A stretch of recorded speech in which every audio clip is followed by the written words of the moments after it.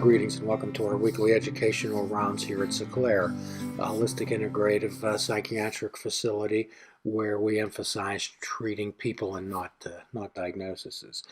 My name is Jim Ellermeyer. I'm a behavioral health therapist, and today I'm joined by two of my colleagues. On my right would be Alec, and you are a, physician assistant student from Chatham University. and on my left.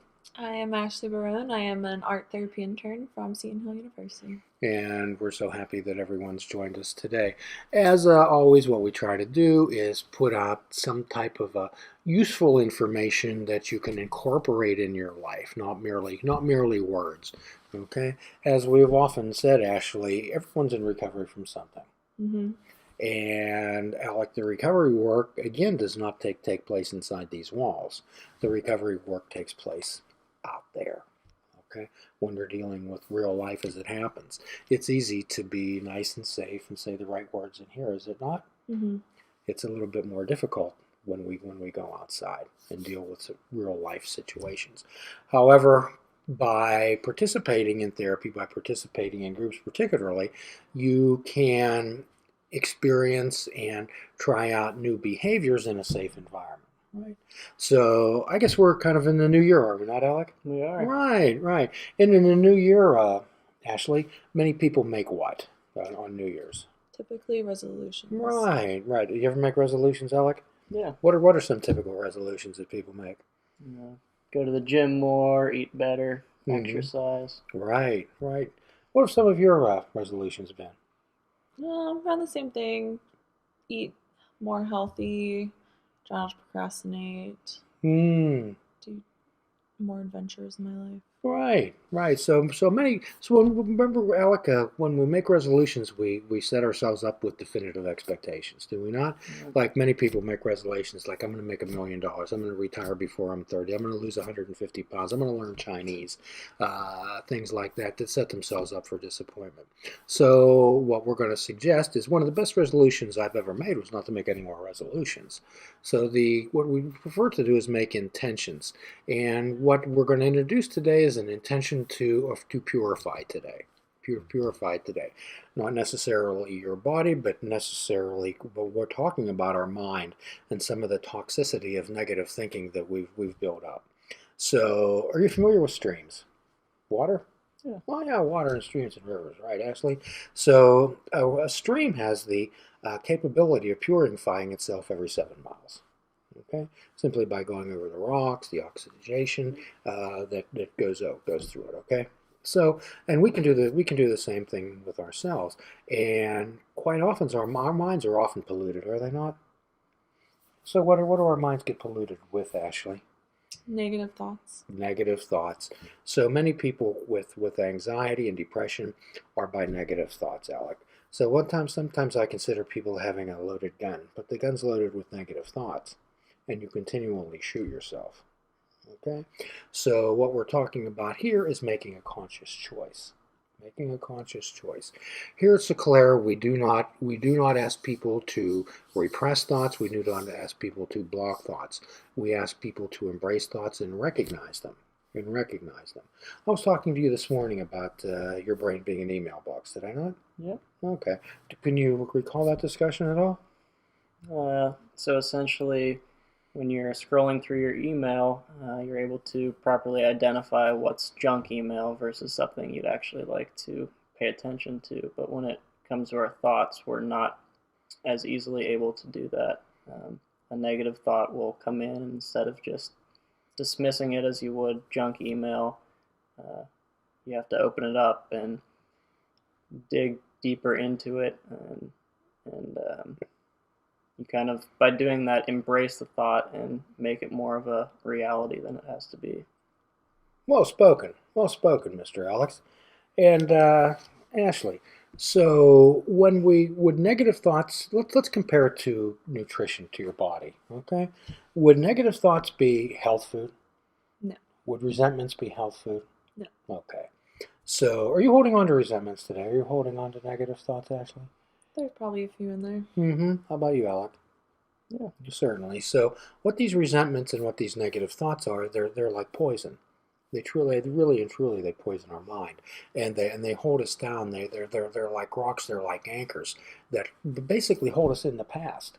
So when we have resentments and we have negative thoughts, they're mainly about past occurrences, are they not? And we continue to hold them. We continue to bring that pain of the past into the present, and we continue to medicate ourselves with poison. Mm-hmm. So what do we do about this at Sinclair? What do we do, Ashley? One of the things we do is talk about radical acceptance. Talk about radical acceptance. So radical acceptance is, although you might not like what is going on in your life, you accept that fact and able to move on. Right. So until we're able to identify and label something, not necessarily that you approve of it, Mm-hmm. and not necessarily that it's the way it's always going to be. However, this is the way it is. So the first thing I would suggest that you do out there is take the resentments that you have in your head that continue to bounce around and ruminate and poison you. Take them out of your head and write them down on paper.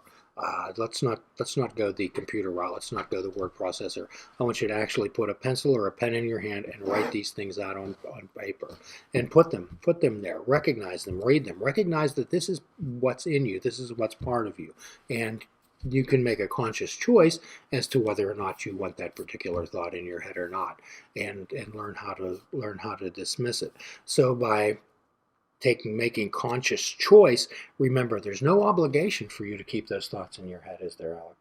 There's not. No. So, but until we're aware of that, until we make that choice, we can't do it. Okay? So one of the best things to do for people, places, things, situations, or events that we have resentments against is to, what would you suggest, Ashley? If they have a resentment towards someone?